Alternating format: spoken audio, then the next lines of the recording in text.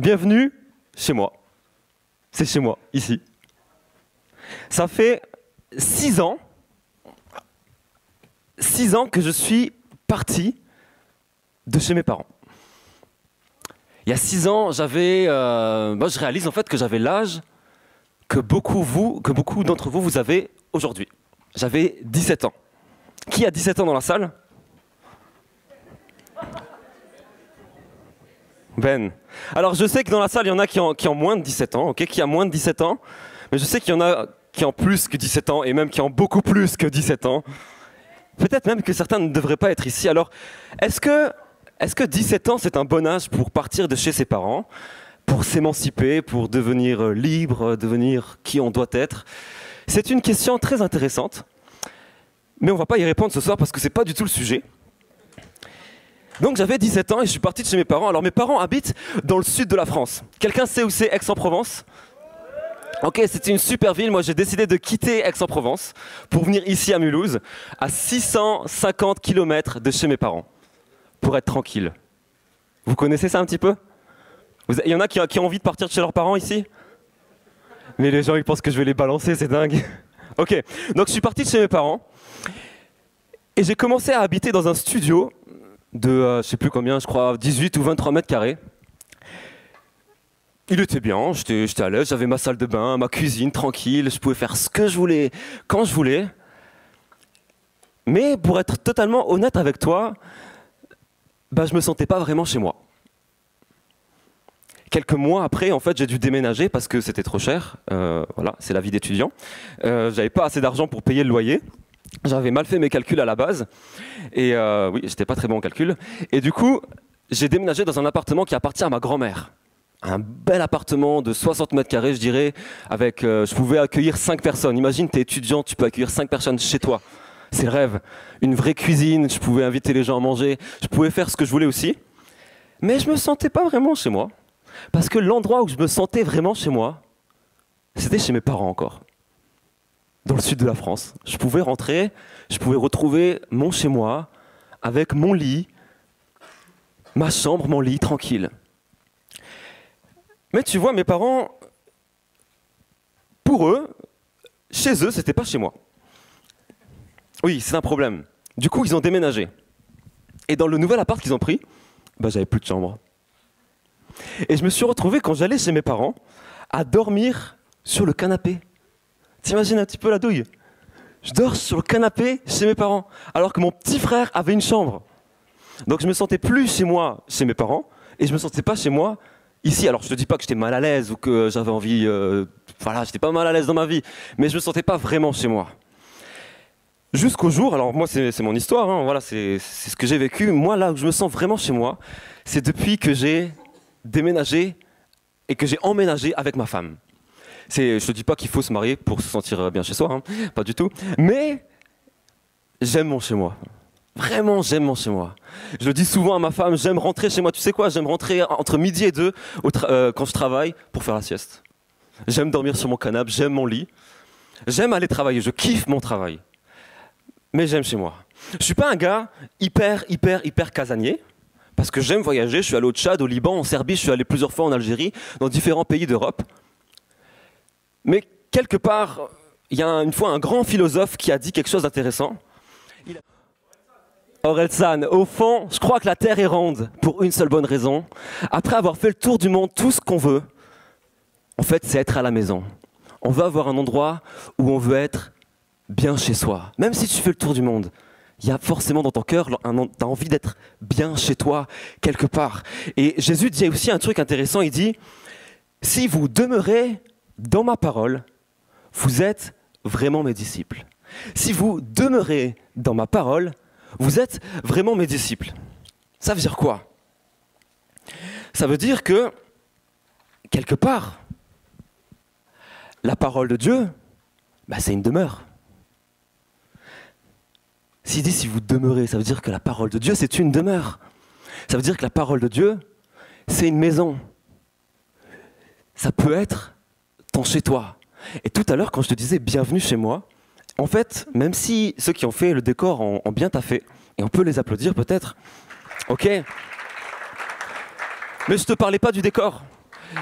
Je te parlais pas non plus de l'estrade, c'est pas chez moi l'estrade. Je te parlais pas non plus de l'église. L'église, ce bâtiment, c'est pas chez moi. Ok? Je te parlais de ce livre qui est juste ici, sur ma petite table de chevet. La Bible. Et en fait, la Bible, c'est une maison. C'est comme une maison. Et comme une maison, il y a différentes pièces. La révélation. Donc dans une maison, il y a différentes pièces, avec chaque pièce en une fonction, en une utilité différente. Et en fait, beaucoup d'entre vous, vous ne comprenez pas ce que vous lisez dans la Bible, parce que lorsque vous lisez la Bible, vous ne savez pas dans quelle pièce vous êtes. Et souvent, tu ne sais pas dans quelle pièce tu es dans la Bible, parce que tu n'y habites pas. Tu es comme un SDF né dans la rue, qui n'est jamais allé dans une maison. Tu ne sais même pas qu'en fait, dans cette maison, il y a une salle de bain pour te laver, il y a une chambre pour te reposer, une cuisine pour te faire à manger et pour pouvoir manger. Et tu lis la Bible, tu rentres dans la Bible de temps en temps, tu regardes dans la Bible et des fois tu ne comprends pas parce que tu ne sais pas où tu es en fait. Tu ne sais pas dans quelle pièce tu es et tu ne sais même pas ce que tu es censé faire dedans. Si quand tu vas chez toi, tu veux te laver parce que tu te sens sale. Mais si tu vas dans ta chambre, tu vas ressortir sale. Si tu as faim et que tu vas dans ta salle de bain, normalement tu ne vas pas en retirer grand-chose. Et c'est le but de cette nouvelle série qu'on a voulu faire avec les responsables. C'est la série, elle s'appelle « Bien chez soi ». Parce qu'on a voulu vous refaire découvrir la Bible, vous refaire découvrir la lecture de la Bible. Et on aimerait tellement que tu découvres les différentes pièces de la parole de Dieu, ce samedi et les 2 prochains samedis, pour que tu puisses y habiter. Et pour que tu puisses utiliser chaque pièce de la bonne manière. Et pour que tu puisses bien y habiter, ok. Pour que tu puisses te reposer dans ta chambre, pour que tu puisses cuisiner, manger dans la cuisine, et enfin pour que tu puisses te laver dans la salle de bain. Aujourd'hui, comme vous pouvez le voir, je vais vous parler de la chambre. Peut-être un petit truc, lorsque je suis fatigué, ça m'arrive d'être fatigué, même si je suis jeune, oui, je suis jeune, mais je peux être fatigué. Il m'arrive de rentrer chez moi fatigué, et je n'ai pas besoin de me poser la question « Où est ma chambre ?» Je n'ai pas besoin de me poser la question « Où est mon canapé ?» Tu sais quoi, même s'il fait noir, je le trouve. Même s'il fait complètement noir, je sais où est mon canapé, je sais où elle est ma chambre, et je sais où il est mon lit, et je sais où je peux aller. Parce que j'y habite. Et des fois, tu as besoin peut-être de quelque chose, mais tu ne sais pas où c'est dans la Bible, parce que tu n'y habites pas en fait. Parce que tu n'as pas l'habitude d'y aller, alors quand tu as besoin de quelque chose, tu ne sais pas où c'est. Et ce soir, nous allons parler de la chambre. Un jour, Jésus a dit un truc intéressant encore. Il a dit « Venez auprès de moi, vous tous qui portez des charges très lourdes et qui êtes fatigués, et moi, je vous donnerai le repos. » Matthieu 11, verset 28. Donc Jésus, il dit qu'il est celui qui est prêt à te donner du repos. Et je sais une chose, c'est que beaucoup d'entre vous, vous avez besoin de repos. Quand on est comme ça, à Impact Jeunesse, dans des groupes comme ça, on ne va pas se mentir, on met souvent un masque. On met souvent un masque, on sourit, juste pour faire bien. Mais souvent, et moi le premier, on a besoin de repos. Et je ne te parle pas de repos de ton corps, je te parle de repos spirituel. Et c'est de ça dont on va parler ce soir. Premier truc que j'aimerais te dire, et c'est mon premier point, apprends à venir à Jésus. On est fatigué de différentes façons. On est fatigué à cause de situations familiales difficiles, et je vais en parler tout à l'heure. De situations familiales difficiles, des fois on est fatigué à cause de quoi? De l'école, du collège, du lycée, de l'université, j'en sais rien. On est fatigué à cause des amitiés, des fois qui se passent pas bien, des relations qui peuvent ne pas bien se passer. Des fois tu es fatigué à cause de tes pensées qui tournent et qui tournent et qui tournent et qui tournent et t'en peux plus, tu sais pas comment faire. Tu peux être fatigué à cause des tentations et à cause des péchés, à cause de tes péchés, à cause de ton péché. Ton péché peut être une source de grande fatigue émotionnelle, spirituelle, morale. Et quand tu es fatigué, c'est naturel, tu cherches du repos. Tu cherches du repos et c'est normal de chercher du repos. Mais je crois que bien souvent, on cherche du repos, mais pas au bon endroit. On cherche du repos dans toutes sortes de choses dans la musique. On cherche du repos dans le sport, on cherche du repos dans les activités, dans les relations aussi. Les relations nous épuisent et on cherche du repos dans les relations. Et je ne dis pas que ces choses sont mauvaises du tout. Toutes ces choses ne sont pas du tout mauvaises en soi.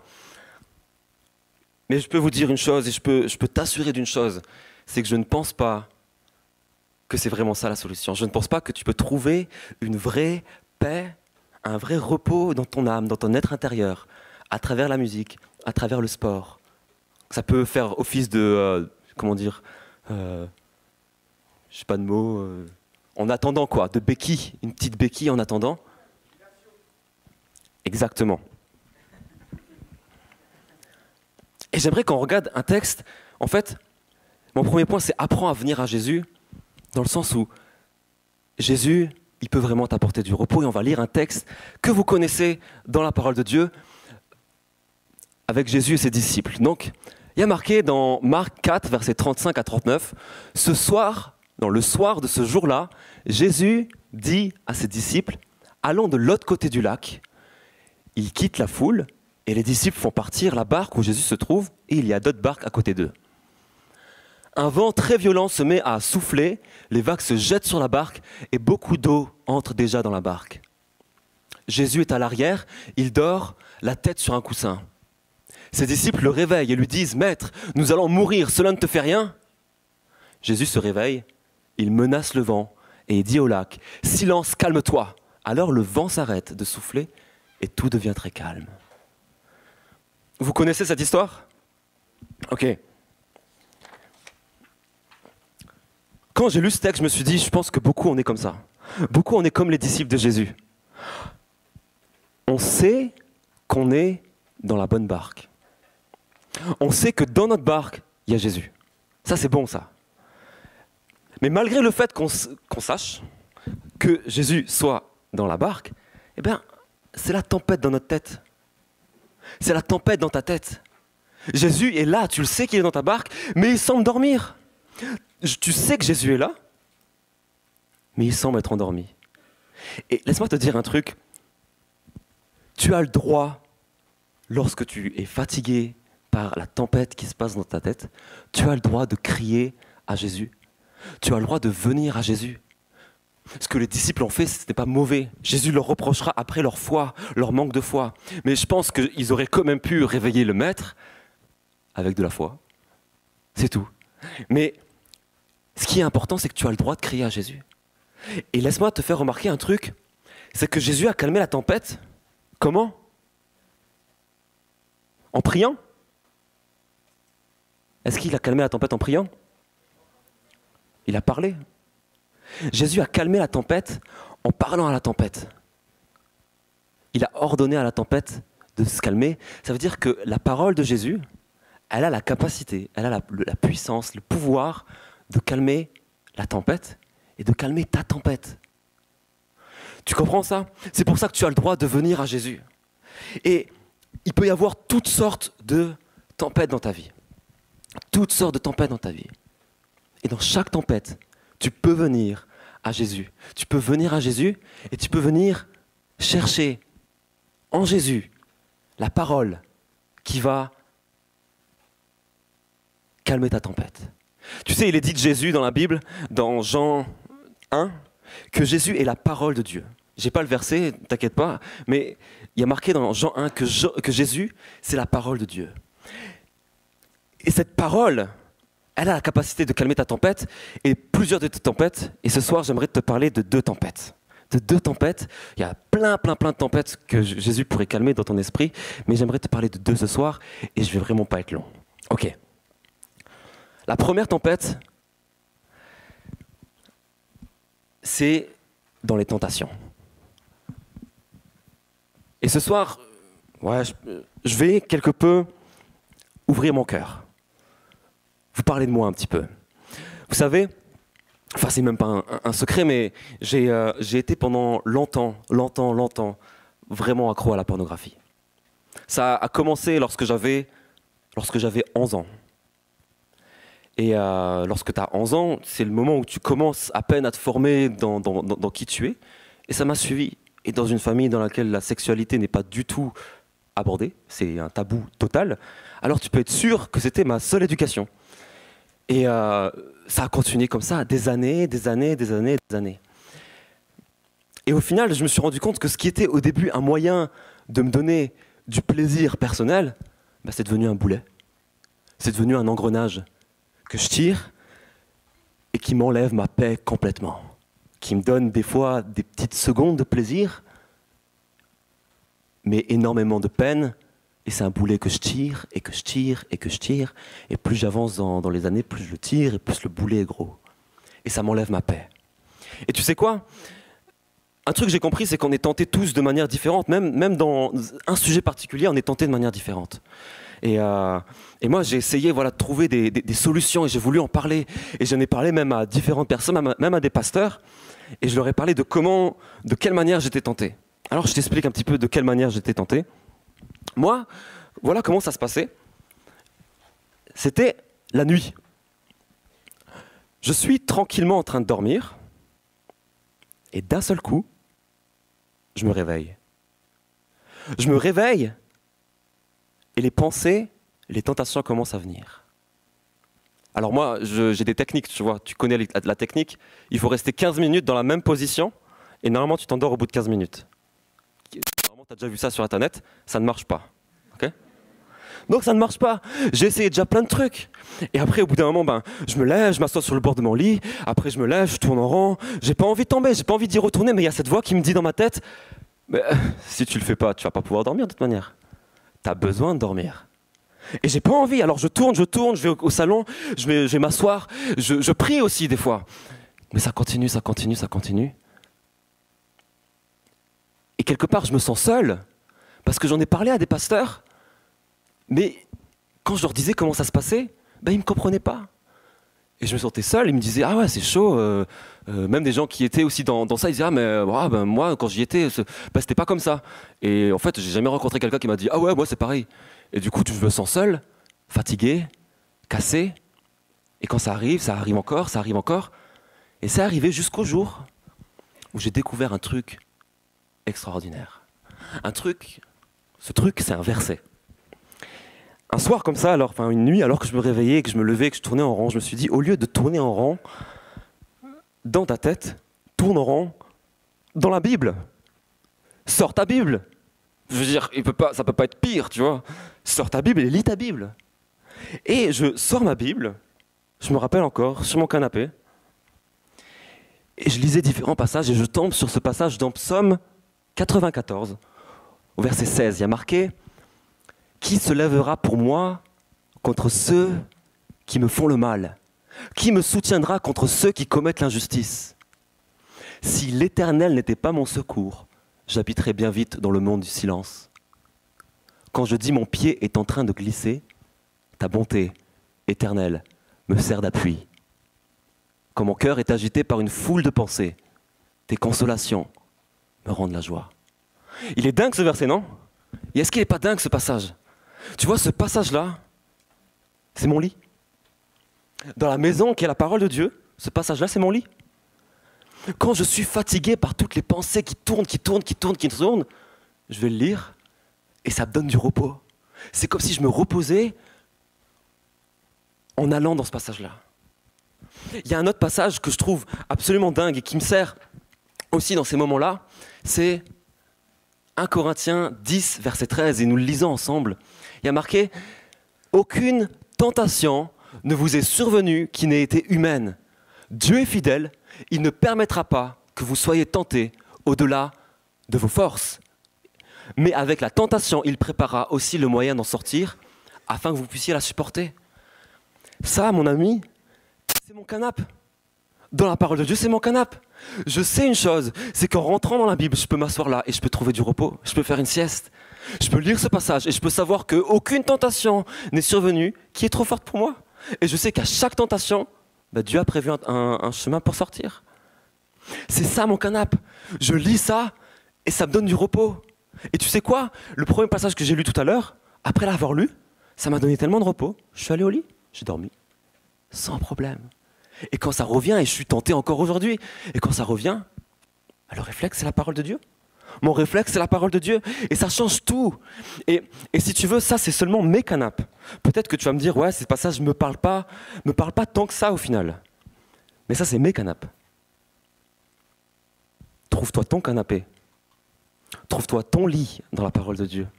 Le passage qui t'encourage, le passage qui te donne du repos, qui te donne de la paix dans ton cœur. Il y a un autre domaine dans lequel, souvent, et je suis sûr et certain de ne pas être le seul, où j'ai besoin d'avoir du repos de la part de Dieu, c'est quand je suis sous pression. Quand je suis tenté, je connais mes canapes. Quand j'ai une foule de pensées qui s'agitent dans mon cœur, je connais mon lit. Mais quand je suis sous pression, c'est différent. Tu sais, j'ai l'impression dans ma vie, et je le vis, je me dis, on attend beaucoup de moi. Et je suis sûr qu'on attend beaucoup de vous aussi. On attend beaucoup de vous dans vos familles. Peut-être qu'on attend beaucoup de vous dans vos familles, dans votre école. C'est-à-dire, peut-être vos parents attendent beaucoup de vous dans les études. On attend beaucoup de vous dans les amitiés aussi. Des fois, les gens sont plus exigeants envers toi que toi tu l'es envers les gens. Dans tes relations, dans ta famille, et même des fois, tu ressens la pression peut-être même à l'église. Peut-être dans le service, peut-être dans les choses que tu fais. Peut-être que, et c'est pas forcément une mauvaise chose, pas forcément une bonne chose, il y a des bonnes pressions, il y a des mauvaises pressions, mais quand tu es sous la pression, qu'est-ce que tu fais? Quand tu commences à être angoissé, quand tu commences à stresser par la charge, par toutes les choses qui arrivent à droite, à gauche, qu'est-ce que tu fais? Quand tout est sur le point d'exploser, où vas-tu? Où vas-tu lorsque tu es sur le point d'exploser? J'ai vécu un petit peu un événement difficile, on va dire, ces dernières semaines. Enfin, c'était un combo d'événements difficiles ces dernières semaines. C'était dans ma famille, c'était difficile, sans rentrer forcément dans les détails. Et j'avais comme la sensation qu'on attendait énormément de moi. J'ai été contacté par ma mère, par mes tantes, j'ai été contacté par des cousins, et on me demande, on dit ça, il faut que tu fasses ça, il faut que tu fasses ça, il faut que tu fasses ça. Et en plus, dans ma famille, ils sont vachement culpabilisants. Et c'est comme si c'est toi qui dois le faire, c'est toi qui dois le faire. Et en plus, pire que ça, ils le disent pas, mais cette voix qui te dit, si tu le fais pas, les conséquences, c'est ta faute. Et tu le rumines, ça passe dans ta tête, et là, tu es sous la pression.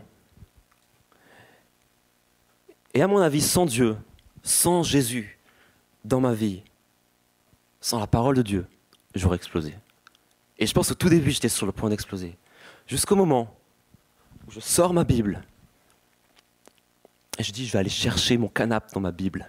Je vais aller chercher mon lit bien douillet dans lequel je peux me mettre, m'enfoncer pour dormir et être au calme.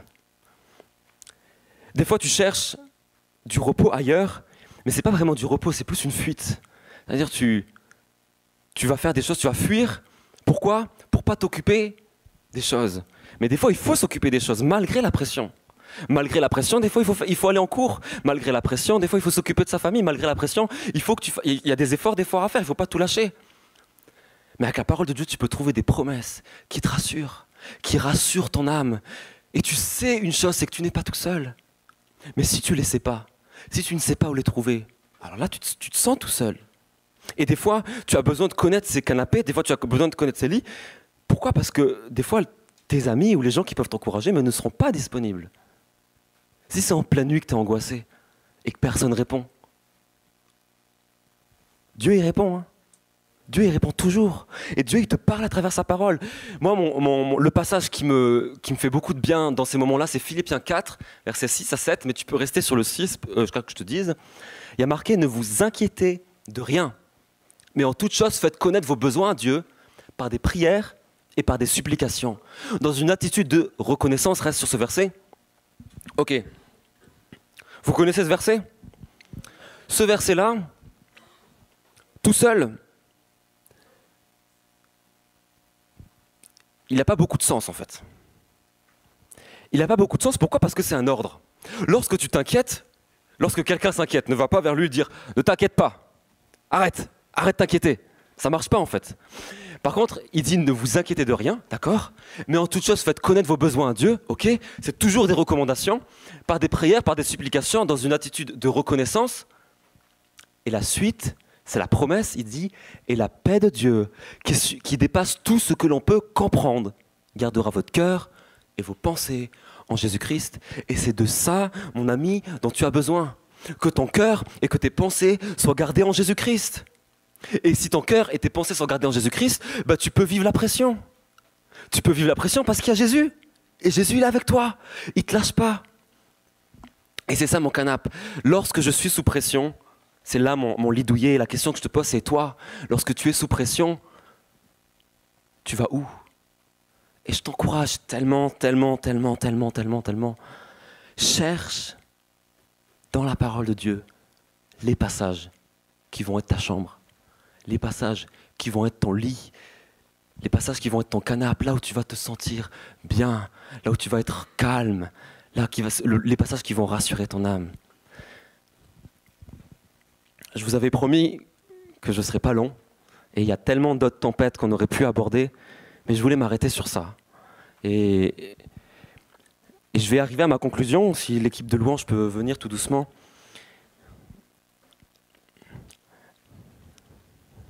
Je vais boire. Ok.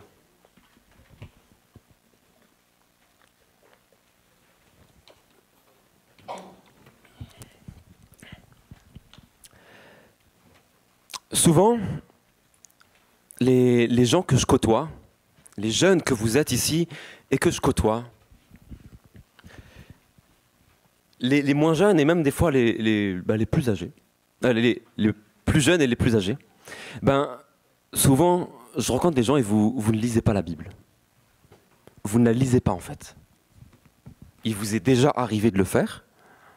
Il y a des moments où vous avez plus lu, des fois moins, mais de manière, on va dire, régulière, vous ne la lisez pas. Et souvent, vous ne la lisez pas parce que vous n'en avez absolument pas envie, mais par flemme.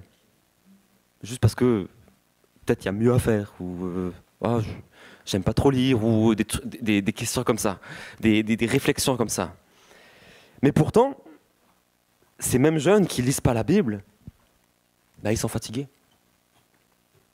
Ces mêmes jeunes qui ne lisent pas régulièrement la parole de Dieu, qui ne savent pas trouver du repos dans la parole de Dieu, vous êtes fatigués. Vous êtes souvent fatigués.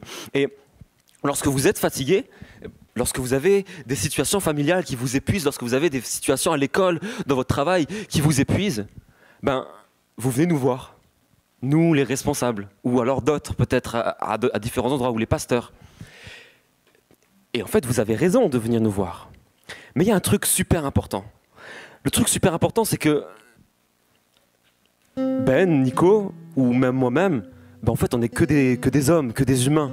Et tous les humains que tu pourras voir, ça reste que des humains. Et on peut t'aider, on peut essayer de porter ton fardeau, tes problèmes, ton agitation dans tes pensées avec toi, mais on ne peut pas le porter entièrement. On ne peut pas se reposer à ta place. Je ne peux pas dormir à ta place. Ça serait tellement bien. Mais je veux dire, je ne peux pas me reposer, je ne peux pas faire une sieste à ta place, que ce soit dans le naturel ou que ce soit dans le spirituel. Tu as besoin de te reposer par toi-même, en fait. Et il faut que tu comprennes un petit peu notre rôle à nous. Mon rôle, le rôle de Nico et le rôle de Ben et de tous les responsables jeunesse, c'est de t'amener vers celui qui peut vraiment te donner du repos. Il n'y a pas d'autre. Il n'y a pas d'autre qui peut te donner du repos comme Jésus donne du repos. Il n'y a pas quelqu'un d'autre qui peut te donner de la paix dans ton cœur comme Jésus donne de la paix. Celui qui peut prendre tes fardeaux, c'est Jésus. Celui qui te comprend vraiment, c'est Jésus. Celui qui peut vraiment te donner du repos, c'est Jésus. c'est Jésus et il n'y en a pas un autre.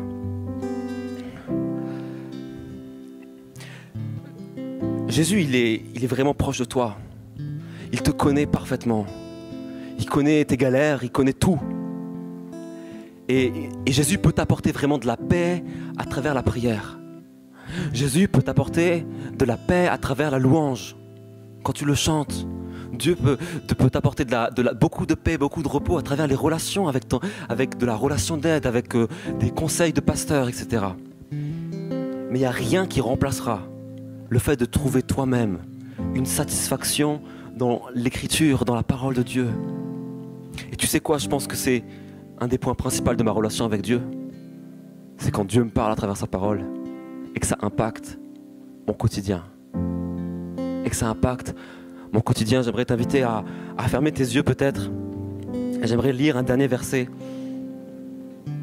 Dans la Bible, il y a marqué dans Ésaïe 9, au verset 5, marqué « Car pour nous un enfant est né, un fils nous est donné, il exercera l'autorité royale, il sera appelé merveilleux conseiller, Dieu fort, Père à jamais, Prince de la paix. »